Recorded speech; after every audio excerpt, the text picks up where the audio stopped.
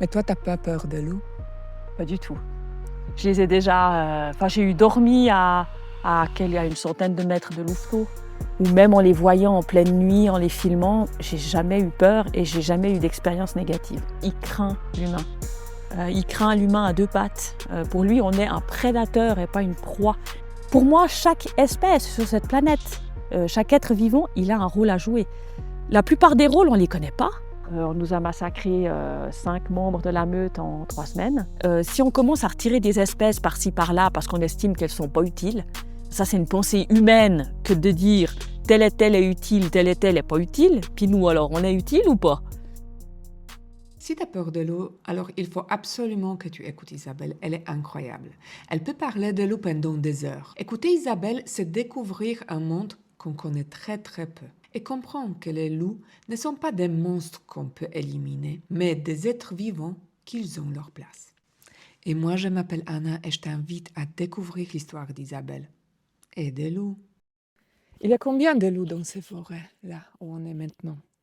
Alors là où on est maintenant, on a au moins 2 à 3 adultes, et puis on va dire un certain nombre de louveteaux, je dirais à peu près 3-4, mais le chiffre n'est pas totalement sûr. Mais toi, t'as pas peur de loups? Pas du tout. Non, Et non. Je les ai déjà. J'ai eu dormi à une centaine de mètres de louveteaux. Je les entendais jouer, japper entre eux. Et puis c'est vrai que je me suis endormie, hein, parce que des fois les journées sont très longues, donc des fois on est fatigué. Il n'y a pas 5 secondes où même en les voyant en pleine nuit, en les filmant, j'ai jamais eu peur et j'ai jamais eu d'expérience négative. Ouais. pourquoi tu penses alors que les gens, ils ont peur des loups? Je pense que le loup, il traîne des boulets, comme on dit chez nous. Il a des bagages que l'humain a beaucoup créés avec les contes, avec les légendes, avec les mythes. Alors oui, c'est vrai que le loup a attaqué des humains, bien sûr, des cadavres aussi. Il y a beaucoup de choses qui ont été faites. Il y a beaucoup de personnes qui ont eu aussi très peur en voyant des loups manger des cadavres qui avaient été là, laissés là à cause d'épidémies ou à cause de guerres, et qui ont tout de suite relié le loup comme étant un animal maléfique et dangereux. Oui, c'est vrai qu'il peut y avoir des attaques, mais tout animal peut attaquer l'homme à n'importe quel moment. Tout animal peut avoir une réaction de stress, de peur, d'instinct. Donc le loup en fait partie, et le loup, même s'il est un prédateur, il craint l'humain. Il craint l'humain à deux pattes. Pour lui, on est un prédateur et pas une proie. C'est ce que les gens ont de la peine à comprendre. Mais je pense que les gens ont beaucoup entendu de choses sur le loup. Le cinéma a aussi rajouté une couche. Je ne connais pas un film au cinéma où le loup il a un rôle positif. Majoritairement, c'est toujours des attaques, les crocs qui sortent, vraiment l'attitude agressive. C'est un peu comme le requin, avec les dents de la mer. Tout le monde s'est mis à détester les requins et il y en a des millions qui ont été massacrés à cause d'un film. Le loup a un peu le même problème. Il a été dépeint dans les ouvrages, dans les contes, dans la télévision, comme étant une bête féroce, maléfique. Et puis l'Église, on va peut-être pas oublier de préciser quand même que l'Église catholique, la religion a dépeint le loup comme le diable. Il a aussi été relié aux sorcières, qui à l'époque étaient brûlées sur des bûchers, et le loup était à l'époque relié à la sorcière. C'était une aide pour la sorcière. Donc tout ça fait qu'il y a beaucoup de mythes. Et l'humain a continué à garder une idée, parfois, pas tous, hein, tous les humains n'ont pas la même idée, mais beaucoup ont gardé cette vision-là du loup, elle est tout sauf juste. C'est très difficile de rencontrer un loup dans la forêt. Moi, j'ai 42 ans, mais j'ai jamais rencontré un loup. Donc, C'est ce que les gens pensent, oh, on a vu un loup là, entre deux chalets, entre deux maillens, mais je veux dire, bon, le loup déjà, il a un territoire qui est énorme, et nous, on est sur ce territoire aussi. On a construit des immeubles, des hôtels, des chalets, on est là, donc forcément, par moment, il peut croiser la société humaine, mais la plupart du temps, il la fuit. Et c'est vrai que pour nous qui suivons le loup, le nombre de fois où on l'a vu par rapport au nombre d'heures qu'on passe sur le terrain, c'est infime. C'est infime. On a beau le chercher, c'est un vrai fantôme. Nous, on l'appelle le fantôme. On l'appelle Casper entre nous des fois, parce que c'est vraiment ça. On cherche des traces, alors on va en trouver de temps en temps, des déjections, des empreintes, des carcasses, on peut trouver plein de signes, mais l'animal en lui-même, pour des fois 100, 150 heures de vision thermique, vous le voyez apparaître une fois. Et vous vous dites, mais c'est un miracle. Et puis toutes les autres fois où vous passez 5 heures dans un lieu à ne pas bouger et qu'il n'y a rien qui passe à part d'autres animaux, mais pas le loup, vous dites qu'effectivement c'est très difficile à voir. Et on a peur d'un fantôme en fait. Et l'humain a peur des fantômes. Ouais. Et je pense que eux, ils ont peur de nous aussi, hein. Alors oui, le loup a peur de l'homme. Bien sûr qu'il a peur de l'homme. On entend souvent cette notion du il a perdu la crainte de l'homme parce qu'il s'approche d'un chalet, parce qu'il croise devant une voiture, parce qu'il fuit pas quand on a une certaine distance avec lui ou quand on est à l'intérieur d'une voiture. Mais ça, c'est toutes des choses que les personnes ont de la peine à comprendre. Mais un animal, il a besoin de temps pour observer. Il a besoin de temps pour déterminer qu'est-ce qu'il a en face de lui. Plus la distance est courte, plus l'animal va pouvoir se faire tout de suite une opinion de ce qui est en Mhm. face et réagir dans l'instant. Plus la distance est élevée, plus le loup ou n'importe quel animal va se dire mais qu'est-ce que c'est au fait?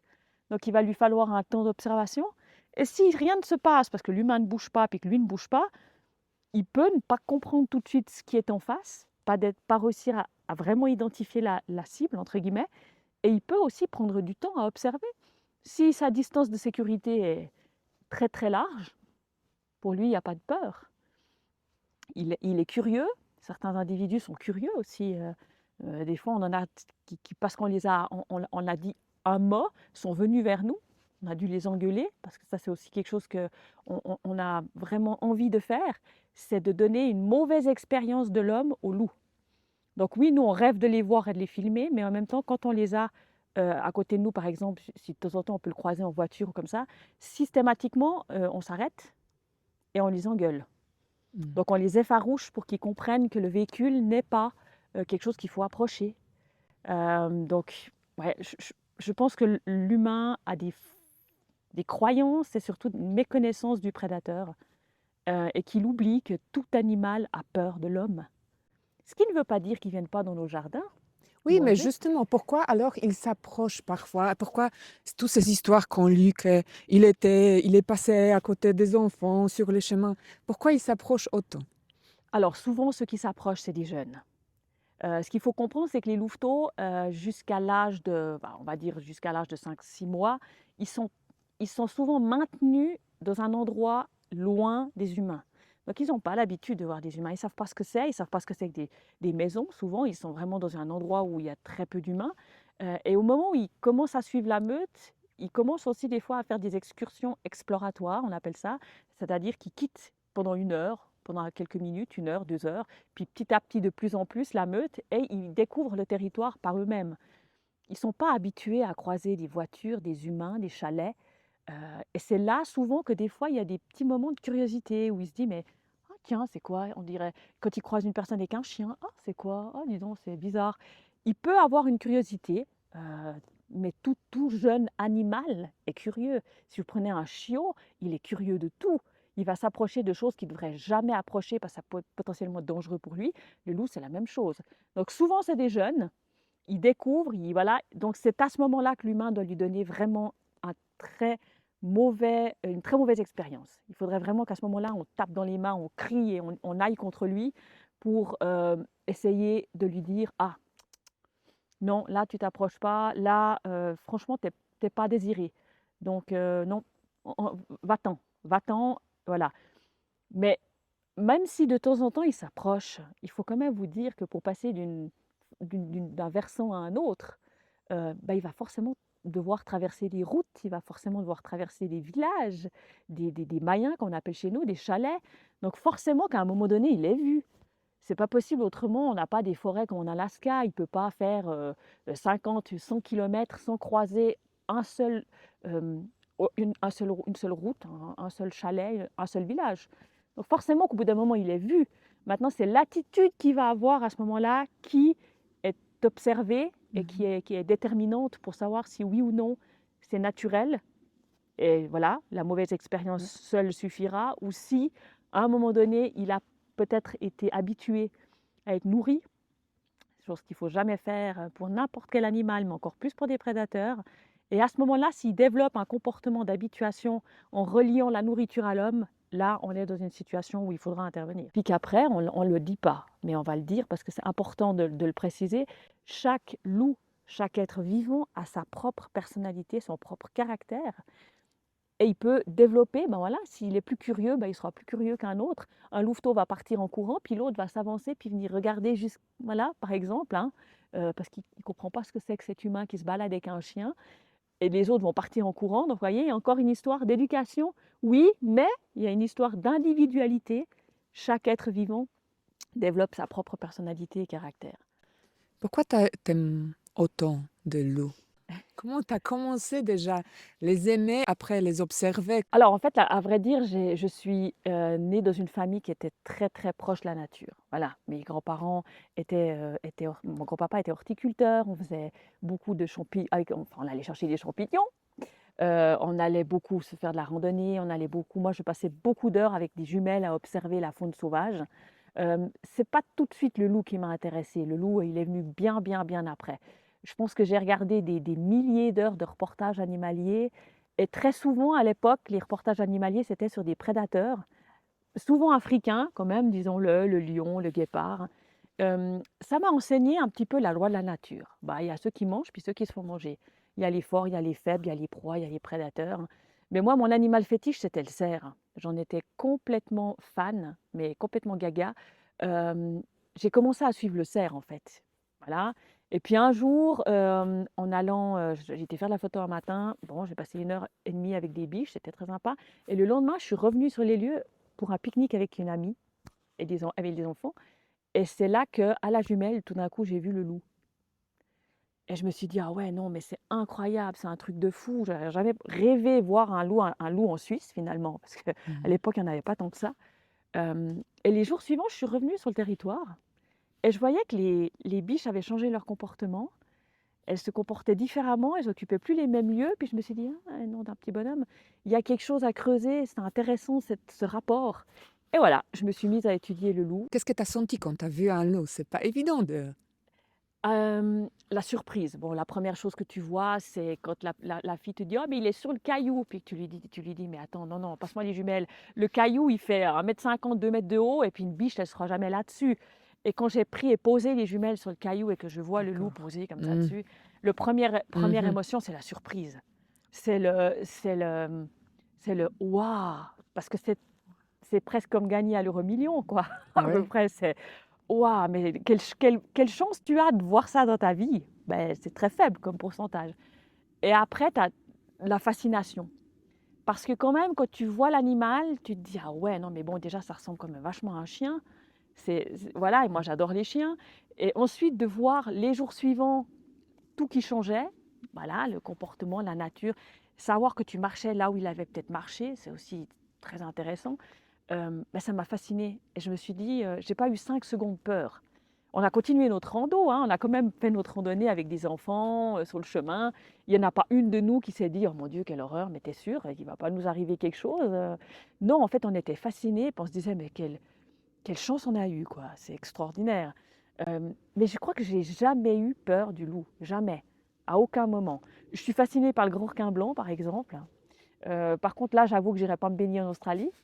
Voilà, mais je suis fascinée par l'animal. Si tu me réintroduisais des tigres ici, même si je suis fascinée par le tigre aussi, puis que je trouve que c'est un bel animal, le comportement du félin me fait déjà un petit peu plus peur. Il est déjà un petit peu plus considère l'humain comme une proie. Mmh. Mais le loup, non. Moi, je pense que le canidé m'a jamais impressionnée. Pas au niveau négatif, au niveau positif, mais pas au niveau négatif. Et voilà, j'ai démarré comme ça, en autodidacte et puis au fil du temps, ben, des lectures, je ne sais pas combien de centaines d'études j'ai lues, de bouquins dans 4 langues différentes. Maintenant aujourd'hui, ben, une fois que la théorie est apprise, il faut passer à la pratique. Et le jour où tu passes à la pratique, tu te rends compte que tout ce que tu lis dans les livres, c'est bien joli, mais c'est un animal, une situation, un lieu, un environnement, voilà, et que c'est pas applicable à tous les loups, par exemple. Ma meute ne fonctionnera pas pareil qu'une autre. Donc toutes les études que tu mènes, c'est dans un endroit, un lieu, une meute, des individus, et tout peut changer à chaque minute si tu changes un membre à l'intérieur du couple. C'est ça qui est fascinant avec l'animalier et avec le vivant, il n'y a jamais rien qui est linéaire et tu peux apprendre toute ta vie, tout le temps. C'est une fascination constante en fait. Alors ce jour, quand tu t'es dit, je vais observer alors les loups. Ouais, ça c'était oui, j'ai des idées comme ça, je suis très hyperactive et très créative. Donc tout d'un coup, un jour, je me dis: «Bon», j'étais sortie d'une période très difficile et bah, il fallait me remettre sur les pieds en fait un petit peu et puis je me suis dit: «Bon, ben voilà, maintenant mon but», c'est un spécialiste du loup qui m'a dit: «Si tu veux encore mieux le connaître dans la vie, il faut aller sur le terrain». Et c'est pas tombé dans l'oreille d'une sourde parce que je me suis dit: «C'est bien joli la théorie, mais la théorie en Alaska, la théorie à Yellowstone, la théorie en Biélorussie, c'est pas valable en Suisse. Donc il faut que j'étudie le loup en Suisse». À la base, c'est parti tout bête, je voulais juste aller moi sur le terrain et puis petit à petit, je me suis dit: «Non, mais en fait, le loup, il a besoin qu'on parle de lui, et qu'on montre un petit peu ce que c'est que de suivre le loup». Heu, Pas forcément de le filmer parce qu'on arrive difficilement à le faire, mais de montrer l'évolution, comment ça se passe dans une meute au fil des saisons, au fil de la saison, au fil des années et cetera. Et là, je me suis dit: «Ah ouais, mais ça serait bien de créer un site internet, et puis de faire participer la population et qu'elle puisse suivre petit à petit, bah, tout ce qu'on voit». Que quand nous, on est sur le terrain, donc le cerf, le chamois, les déjections qu'on trouve et cetera. Je me suis dit: «Ça peut peut-être apporter un petit quelque chose». Donc voilà, j'ai monté une équipe, j'ai trouvé des personnes qui étaient autant passionnées que moi et puis voilà, on a monté Mission Loup et on s'est lancé dans l'aventure et voilà, ça dure quand même déjà maintenant depuis un peu plus de 3 ans et demi. Donc c'est chouette et on a vécu des hauts, on a vécu des bas. On nous a massacré, 5 membres de la meute en 3 semaines, un peu plus, en un mois. On pensait qu'il y aurait pas de tir, on pensait que, bah, certainement les louveteaux allaient peut-être mourir parce qu'ils sont toujours un petit peu plus curieux, puis justement un petit peu moins expérimentés. Bah, finalement, on a perdu plus que ça et ça a été difficile après de se dire: «Mais est-ce qu'on continue ou est-ce qu'on continue pas? Est-ce qu'on arrête? Parce que finalement, qu'est-ce qui va nous rester?» Là, je l'avoue, ça fait 2 ans que la meute n'a plus de reproduction. Voilà, c'est comme ça, elle a pas retrouvé, malheureusement de mâle reproducteur pour l'instant. Puis après on s'est dit: «Non, mais en fait, on n'était pas parti pour faire une étude sur les conséquences de la régulation, mais là, on est en plein dedans, Mhm. puis au final, c'est peut-être quelque chose à documenter et qui va servir à mieux comprendre, bah, les effets de la régulation, les conséquences sur le loup, sur une meute, sur une région et plus large encore sur un canton ou sur un territoire». Voilà, donc un peu de folie. Juste pour expliquer, la régulation proactive de l'eau est une stratégie en Suisse qui vise à prévenir les conflits en tirant de l'eau des mouettes problématiques avant qu'elles ne causent pas trop de dégâts aux élevages, en rendant de l'eau plus craintive envers l'homme. Parce qu'en fait, en Suisse, ça se passe comment? C'est toujours un animal protégé, quand même. Mais il y a des exceptions, alors. Oui. Bon, la Suisse a toujours pu tirer le loup, il faut quand même le comprendre, hein. On avait une loi qui avait été faite en 1986 qui autorisait le tir du loup dans certaines conditions. Il est vrai que cette loi, elle a été faite à l'époque où il n'y avait plus de loup, depuis presque une centaine d'années. Donc ça a été fait en se disant, bah, si le loup revient dans telles conditions, on pourra abattre le loup. Jusqu'en 2019, quand on a fait le référendum, la loi était applicable. Si le loup tuait plus que tant de moutons sur une période d'un mois ou de 4 mois, il pouvait être abattu. On pouvait abattre des louveteaux aussi, 50% dans une meute. C'est venu gentiment et puis je pense que ça, c'était une méthode qui était pragmatique, qui était, il y a un individu qui pose problème, on se met à proximité, on le tire, on l'enlève. Et puis souvent, ça fonctionnait assez bien. Les attaques se stoppaient ou diminuaient. Après, il faut bien se rendre compte que ce n'est pas ad aeternum. C'est une solution à court terme, au pire moyen terme. Après, le loup revient. Après, il peut avoir une autre personnalité, peut être moins porté sur les attaques, mais voilà, ce n'est pas une solution définitive. Et puis arrive M. Albert Rösti, qui tourne avec une loi, qui prend une loi et qui en fait une ordonnance totalement totalement en dehors de la science, voilà, et du pragmatisme. C'est maintenant on peut tirer des meutes même si elles ont tué, pardon, 2 moutons sur l'année. Mais ça, c'est une aberration complète parce qu'à ce moment-là, il faut éradiquer tous les loups. On n'arrivera jamais à obtenir un zéro perte. Et si c'est ça qu'on promet aux éleveurs pour des biais politiques, pour se faire élire ou se faire maintenir, ça veut dire qu'on est des menteurs. Parce qu'on ne pourra jamais obtenir ça, on le sait très bien. Et il faut que les éleveurs comprennent que même si on peut de temps en temps prélever un individu ou une meute qui a un comportement plus problématique qu'un autre ou une autre, on n'arrivera pas à stopper les attaques définitivement sur son élevage. C'est à lui aussi de se dire, ben voilà, et ma protection comment? Est-ce que ma protection est suffisante? Qu'est-ce que je peux investir en plus? Qu'est-ce que je peux essayer d'aller chercher un petit peu? Parce que souvent en Suisse, malheureusement, comme on l'a vu dans la synthèse qu'on a fait en Valais, dans le Haut-Valais, 98 à 99% des attaques ont lieu sur des troupeaux où il y a seulement des clôtures. Il n'y a pas de chiens, il n'y a pas de bergers. Donc ça veut dire qu'on peut améliorer la protection, mais on ne le fait pas. Et après, on tire des loups. Là, c'est C'est pas le très plus correct. simple. C'est plus simple, c'est pas forcément le moins cher, je dirais, parce qu'on voit quand même que la régulation proactive à M. Albert Rochety, elle coûte très cher, autant financièrement qu'autant de l'énergie, puisque tous ces chasseurs et ces gardes-faunes, ils passent leur nuit sur le terrain à essayer de voir des loups et de les abattre, alors que nous, on sait mieux que personne à quel point c'est compliqué de voir des loups, puis le temps qu'on va devoir passer pour éventuellement en voir un. Donc ça veut dire que c'est beaucoup d'investissement pour finalement très peu de résultats, parce qu'on voit qu'en Valais, il n'y a jamais aucune meute qui a disparu. Donc ils n'ont jamais réussi à tuer le couple reproducteur en entier, pour l'instant. Donc forcément, il y a une reproduction qui se refait, puis très rapidement. Et si on continue à vraiment descendre les effectifs de manière très drastique, il y aura des surreproductions. C'est-à-dire que les meutes, au lieu de faire une portée, elles en feront deux. Et puis, résultat des courses, ça n'améliore pas. Et tant qu'on touche des individus non reproducteurs, on ne diminue pas les effectifs. Donc tout ce que nous promet l'ordonnance à M. Rochety, dont le fameux effet éducatif, ça c'est extraordinaire de penser qu'on peut apprendre quelque chose à un loup quand on le tire en pleine montagne, en dehors des habitations et en dehors des troupeaux. Et puis en plus avec un silencieux, si vous pensez qu'un loup va apprendre quelque chose, c'est que sérieusement, vous avez beaucoup à apprendre. Mais alors beaucoup, beaucoup, parce qu'un loup, il n'apprendra rien à ça. Donc l'effet éducatif promis par M. Albert Rochety, c'est du vent. Descendre les effectifs des loups, si c'est pratiqué comme ça ne fonctionnera pas. Et descendre les attaques, là, c'est un gros problème. C'est que pour l'instant, ce qu'on constate, en tout cas en Valais, c'est qu'il n'y a pas une chute des attaques drastique. Au 10 septembre, enfin on va dire au 16 septembre de cette année, il y avait plus d'attaques qu'au 16 septembre de l'année passée. Donc, ça ne fonctionne pas. Donc, qu'est-ce qui sont tes propositions en fait? Moi, je fais partie des personnes qui sont très pragmatiques et qui essayent d'être très neutres sur le sujet. Moi, je pense que les éleveurs, on doit aussi écouter, on doit les comprendre. Parce que, on va prendre l'exemple la meute du Montendre.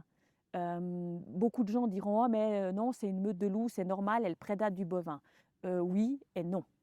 Oui, ça peut arriver qu'ils prédatent du bovin, mais dès qu'une meute commence à tuer 30 bovins en 1 mois et demi, 2 mois, alors que les 39 autres meutes qui vivent en Suisse, sur le territoire suisse, y compris les transfrontalières, n'en tuent pas autant à elles toutes, c'est qu'il y a un problème.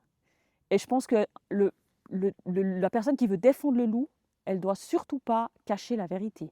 Elle ne doit surtout pas mentir, elle ne doit surtout pas faire: «Ah non, ça n'est pas problématique». Non, non, c'est normal. Non, c'est pas normal. Et si on doit donner un critère de meute problématique, pour moi, la meute du Montendre coche toutes les cases. Donc oui, c'est une meute qu'il faudra éventuellement, parce que ça va être fait, c'est en cours d'ailleurs, à mon avis, c'est bientôt fini, elle va disparaître. Ce qu'il faut comprendre aussi avec ce genre de problématique, c'est que si on laisse en place une meute comme ça, elle a eu des reproductions déjà depuis 2-3 ans, des subadultes sont partis en dispersion en ayant appris l'habituation aux bovins, et s'ils se trouvent sur un territoire où il n'y aura que des bovins et beaucoup moins d'ovins, potentiellement, ils vont appliquer cette technique d'habituation et focaliser sur le bovin, ce qui veut dire qu'on va entre guillemets, disperser cette problématique ailleurs. Et ça pose un gros problème avec la coexistence. Je sais qu'il y en a qui ne veulent pas l'entendre, mais oui, je pense que même Jane Goodall, qui s'occupait des chimpanzés, etc., elle le dit, oui, il y a des individus qui sont plus problématiques que d'autres, qui ont des comportements appris, qui ne doivent pas être transmis, et que ces individus-là, il faut les enlever. On ne va pas les enfermer dans un zoo, parce qu'encore une fois, ça c'est de la maltraitance, mais potentiellement, ces individus, on doit les abattre. Donc moi, ma solution, c'est plutôt d'être au cas par cas. Chaque meute doit être traitée de manière unique. On ne peut pas dire le loup en Suisse. Ça, c'est faux. Donc on prend une meute l'une après l'autre et on estime. Qu'est-ce qui se passe? Les attaques, est-ce que les moyens de protection étaient vraiment bien mis? On a des grosses surprises quand on va sur le terrain. Les clôtures, ce n'est pas ce qu'on nous dit. Et donc ça aussi, il faut aussi être très, très honnête avec ça.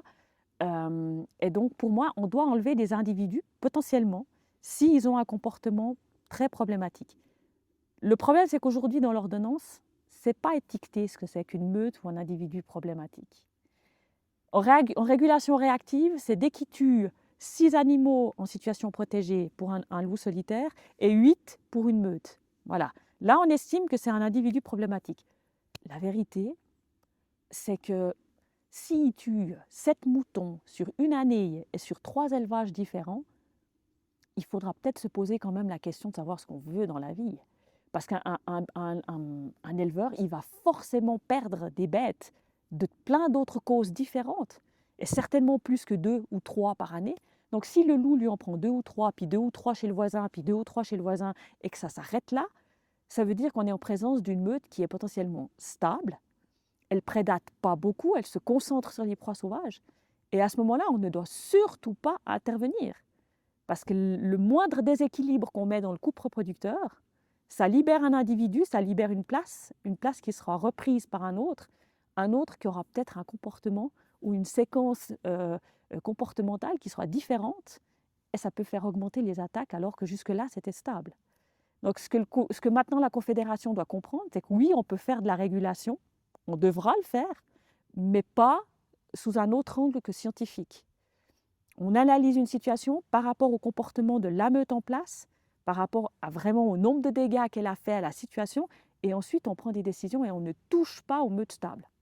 Bon, il y a combien d'attaques déjà de loups sur les animaux domestiques? Actuellement, ça tourne à peu près entre 800 et 1000 par année, sur l'ensemble de la Suisse. Donc il faut quand même dire que jusque-là, on avait à peu près 36 meutes, maintenant on est plutôt aux alentours de 40. Et puis quand même pas mal d'individus solitaires aussi, à droite à gauche, dont on ne connaît pas véritablement le nombre. On est à peu près à 300, 350 loups en Suisse. C'est pas si énorme que ça sur le fond, vu le territoire et vu l'environnement qu'on a. Ils pourraient être bien plus nombreux, entre guillemets, si on se base sur la niche écologique. Ce qui est compliqué, c'est que finalement, le loup, il vit sur son territoire 365 jours par année. Donc, il va utiliser les mêmes sentiers selon les saisons.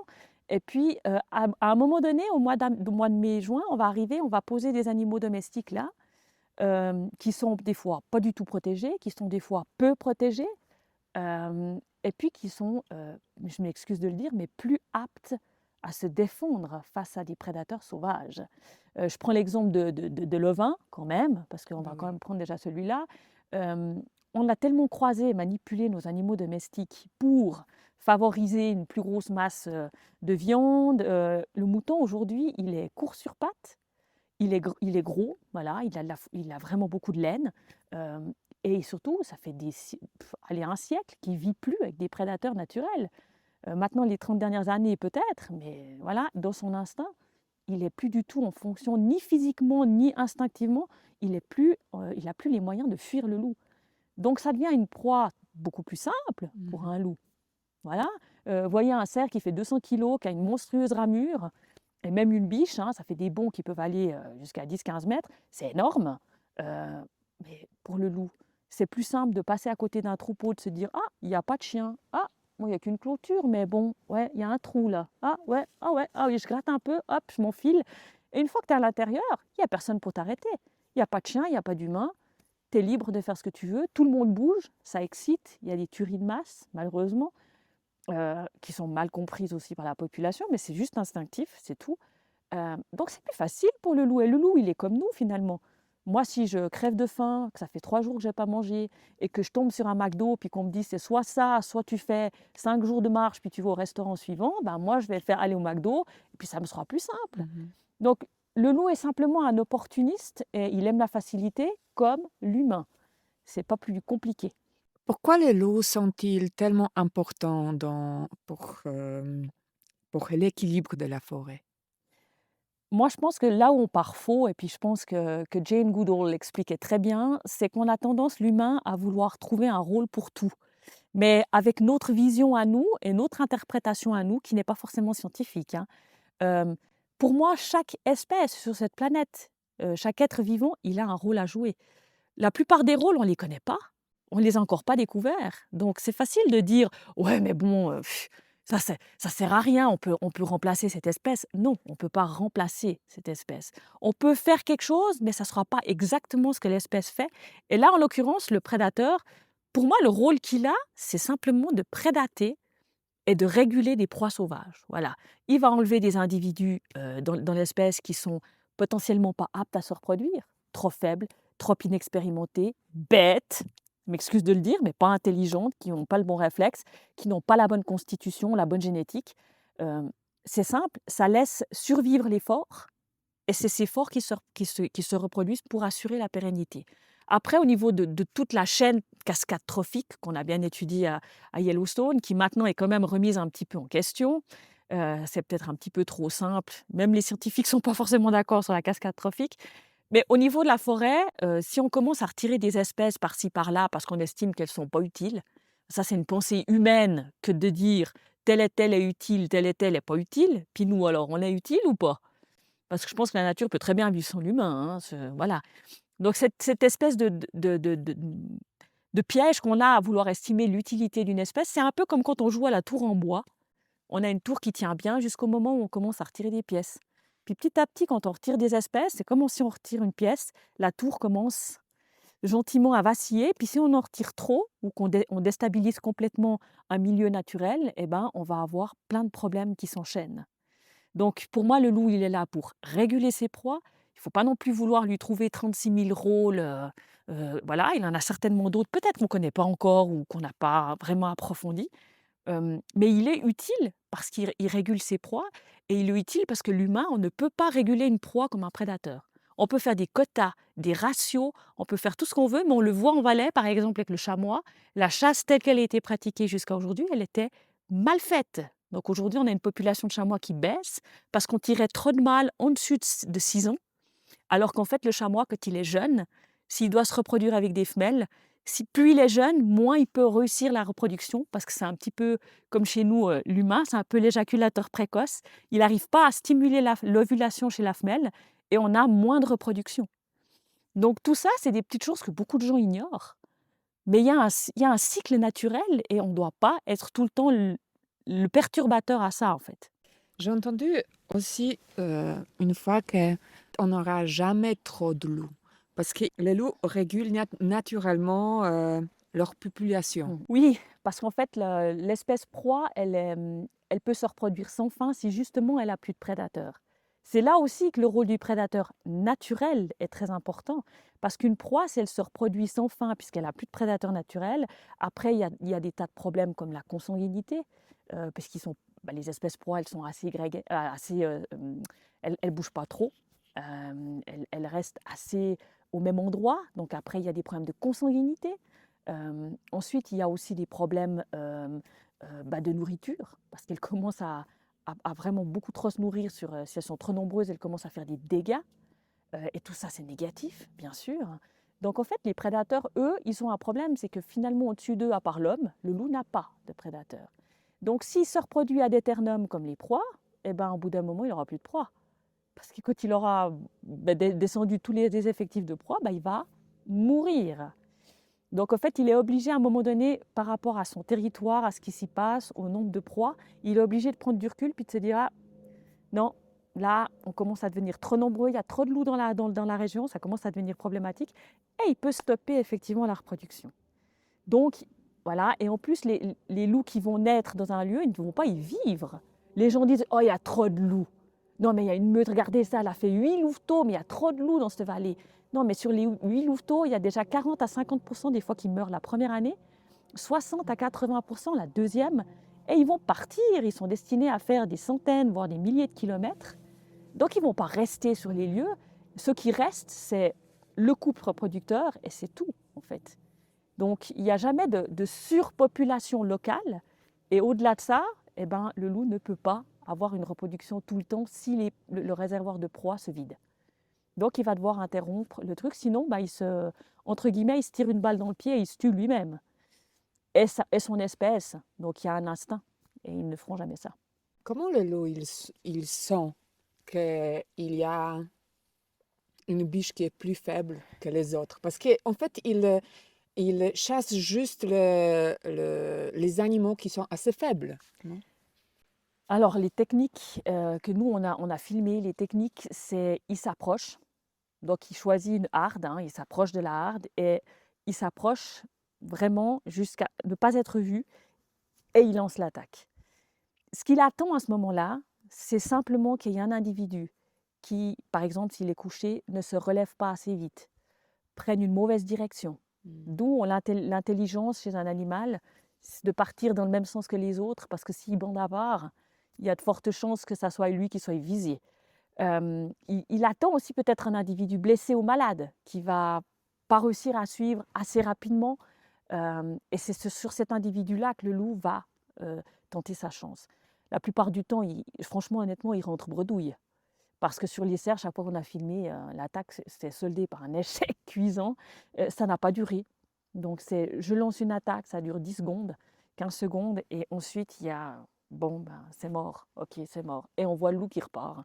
Et honnêtement, c'est assez dingue à regarder, mais on voit que les proies ont tout à fait compris comment il fallait réagir. Euh, voilà, on attend que lui, il attend que l'individu fasse pas ce que les autres font. Et c'est ça qui détermine. Et puis après, c'est aussi un observateur, hein, faut pas se leurrer, même avec les troupeaux, hein, des fois, il est au sommet, caché derrière un rocher, puis il regarde pendant de longues minutes, peut-être des fois même une demi-heure, une heure, il regarde, il apprend à regarder quand c'est que l'éleveur vient.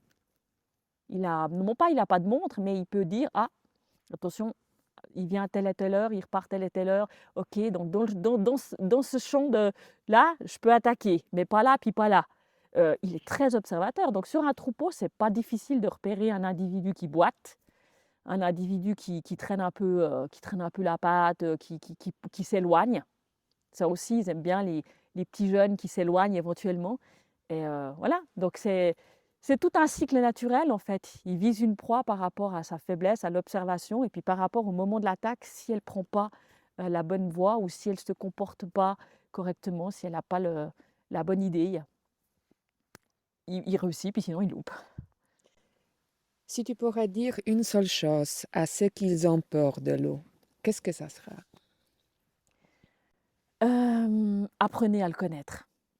Apprenez à le connaître parce que ce qu'on pense du loup, ce qu'on lit du loup dans les contes, ce qu'on voit dans les films, ça n'est pas la réalité. Le loup, moi j'ai toujours de la peine à comprendre comment on peut avoir tous les soirs à côté de son canapé un chien, lui faire plein de câlins, lui offrir des nouveaux joujoux, etc., et qu'on peut derrière dire «Oh mais le loup, quelle sale bête, il faut le flinguer». Mais c'est la même chose, c'est le même animal, je regrette, c'est des cousins, c'est la même, ils ont le même cerveau, les mêmes instincts. Voilà, alors nous, on a émoussé les instincts du chien quand on l'a domestiqué, qu'on a croisé et manipulé génétiquement, mais c'est la même chose. J'ai de la peine à comprendre que les gens prennent des chiens et veulent abattre le loup. Franchement, honnêtement, c'est quelque chose que j'ai de la peine à comprendre. Donc, apprenez à le connaître. Si vous aimez le chien, eh ben, creusez un peu plus profond. Déjà, ça ne fera pas de mal à votre chien, parce que plus on en sait sur le milieu du canidé, et mieux on le traite, et plus on remplit ses besoins, et plus le chien est heureux. Et puis en plus, ça vous permettra certainement de découvrir que le loup est très, très, très, très proche du chien et très, très proche de l'homme. Ce qui se passe avec un loup quand vous le rencontrez comme ça, ou moi j'ai eu dernièrement une expérience où je l'ai rencontré vraiment et qu'en l'appelant, il est revenu et qu'il est venu sur moi et qu'on s'est échangé un regard comme ça. C'est des choses qui vous montrent qu'ils ont des ressentis. Aujourd'hui, on le sait, les animaux, ils ont des émotions, ils ressentent plein de choses, ils ont de l'intelligence. Ils sont comme nous, finalement. C'est pas parce qu'ils ne s'expriment pas ou qu'ils ne construisent pas des buildings que ce pas des animaux intelligents et qu'ils n'ont pas une capacité de comprendre les choses et d'avoir ben voilà, des sentiments et des émotions. Apprenez à connaître le loup. Moi, si on me demande ce que le loup m'a appris, c'est à déconstruire mes certitudes. J'avais tellement, peut-être comme tout le monde, des certitudes sur comment fonctionne un animal, sur comment il est, comment il se comporte, ce que j'en ai vu, ce que j'en ai lu surtout. Mais en fait, quand je suis arrivée sur le terrain, tout ça a été déconstruit. Je me suis rendu compte qu'en fait, des fois, on croit comprendre quelque chose, puis en fait, on n'a rien compris. Des fois, j'étais là, je me dis: «Ouais, super!» On était avec l'équipe: «Ouais, super, on a trouvé un truc et tout, ouais, c'est génial!» Et 2 semaines plus tard, ils nous le faisaient complètement à l'envers et on était là, on se regarde, puis on fait: «Putain, on n'a pas compris, quoi. Qu'est-ce qu'on n'a pas compris? Qu'est-ce qu'on a loupé?» Et en fait, on est constamment en train de se remettre en question et avec le vivant, c'est ça, tout est évolutif. Donc moi, ce qui m'a appris, ben, c'est qu'il ne faut jamais rien dire: «Je sais». Non, on ne sait pas, on ne sait rien. On sait maintenant, là, dans cette situation. Demain, ça peut être complètement différent et j'ai beaucoup appris avec le loup sur moi-même aussi, vraiment, et ouais, je pense que n'importe qui creuse un petit peu plus et qui dépasse les clichés et les clivages du pro-anti qui sont stupides, inutiles et qui n'amèneront jamais de solution, si on met ça de côté et qu'on se dit maintenant: «On veut mieux comprendre». Moi, en tant que personne qui travaille sur le loup, j'aimerais pouvoir aller discuter avec des éleveurs puis dire: «Tu as quoi comme problème? Montre-moi. Il est comment ton élevage? Voilà. OK, la meute, moi, elle est comme ci, comme ci, comme ça. Je la suis, je t'explique, ça fonctionne comme ci, il faut faire ça». Je pense que lui a beaucoup à m'apprendre sur son métier. Moi, j'ai peut-être beaucoup à lui apprendre sur la meute qui est sur son territoire. Et il devrait y avoir cette collaboration et cette communication. Elle est vitale pour trouver des solutions, même au niveau de la régulation. Voilà, donc beaucoup de travail à faire encore. Bon, ça, c'était ma dernière question. Qu'est-ce que tu as appris de lui aussi? Mais je voulais aussi te demander, est-ce que toi, tu as l'impression qu'il te connaît et il s'approche parfois? Alors pas en journée comme ça, après moi je dis toujours: «Le loup, on ne le voit pas, ça ne veut pas dire qu'il n'est pas là». Mm. Hem, j'étais je vais faire un petit clin d'œil à Jean-Michel Bertrand, qui est le fameux réalisateur des films La Marche avec les loups, La Vallée des loups. Au tout début, quand on s'est rencontrés en 2019, il m'avait dit: «Moi j'ai une technique, je fais pipi près de mes pièges, comme ça je marque mon territoire» et bizarrement les loups viennent marquer par-dessus. Et je me suis dit: «Bon, pour une femme, c'est quand même plus compliqué, hein, mais je vais essayer» et effectivement, c'est vrai, on laisse une odeur sur le territoire et le loup finit par reconnaître l'odeur qui peut rallier à une personne, bien sûr. Moi, j'avais un petit contact avec ma subadulte, en 2023. Elle avait l'habitude de passer juste avant ou juste après moi sur les pièges. Alors après, c'était un petit truc, je marchais sur le chemin puis je râlais. Tu sais, genre: «Oh mais oh c'est pas vrai, mais pourquoi tu passes pas 20 minutes plus tard? C'est pas possible, non mais franchement tu es pas drôle» et cetera et je pense qu'elle était probablement pas très, très loin, hein, des fois, probablement et on avait créé une petite relation et oui, elle m'a approchée mais de nuit, pas de jour mais de nuit. Ce qui fait que quand la régulation est arrivée, j'avais beaucoup peur, plus peur pour elle que pour les autres.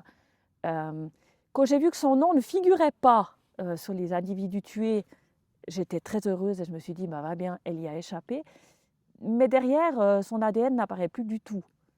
Je me dis: «Ah, quand même, c'est bizarre». Puis je dis: «Bon, ben, l'ADN sur des déjections, elle peut ne pas avoir fait caca à l'endroit où le garde-faune, il a pris la déjection». Et 1 année et demie plus tard, j'ai appris que malheureusement, à l'automne 2023, juste avant la régulation, elle est partie de la meute. Elle a traversé tout le Valais jusque dans les Grisons. Elle s'est pris une balle sur le territoire, la meute du Béverine. Donc elle est décédée effectivement. Hem, voilà, il y a des j'ai ressenti quelque chose au mois de décembre, une nuit, vraiment. Alors on croit, on n'y croit pas, voilà. Mais j'ai ressenti quelque chose et je me suis dit: «Elle est morte». Pourquoi? Je ne sais pas. Une voix, quelque chose qui m'a dit: «Elle n'est plus là». Mais quand j'avais pas de nouvelles, ben, je me suis dit: «J'ai dû rêver», enfin bref, voilà. Mais non, elle était véritablement morte. Donc oui, je pense qu'on doit dire quelque chose aujourd'hui. Moi, je comprends parfaitement l'éleveur qui, souffre d'avoir perdu des bêtes qu'il a nourries au biberon, à qui il a donné des petits noms, parce qu'on crée forcément des liens avec ces animaux. Mais oui, nous, quand on suit une meute de loups, oui, on est aussi impacté quand on perd des individus, surtout quand on les connaissait mieux que d'autres. On a aussi cet impact-là parce qu'on a aussi créé un petit lien. On passe tellement de temps à analyser les vidéos, à essayer de reconnaître les individus, que oui, on noue un petit lien avec ces animaux et quand ils disparaissent, ben, il y a une perte quand même. C'est pas une perte d'un animal domestique, hein, c'est pas, ça donne pas lieu à des crises de larmes, mais il y a quelque chose qui s'est perdu. Il faut le dire. Même si les gens ne comprendront pas, il faut le dire. Ça existe. Merci beaucoup. Avec plaisir.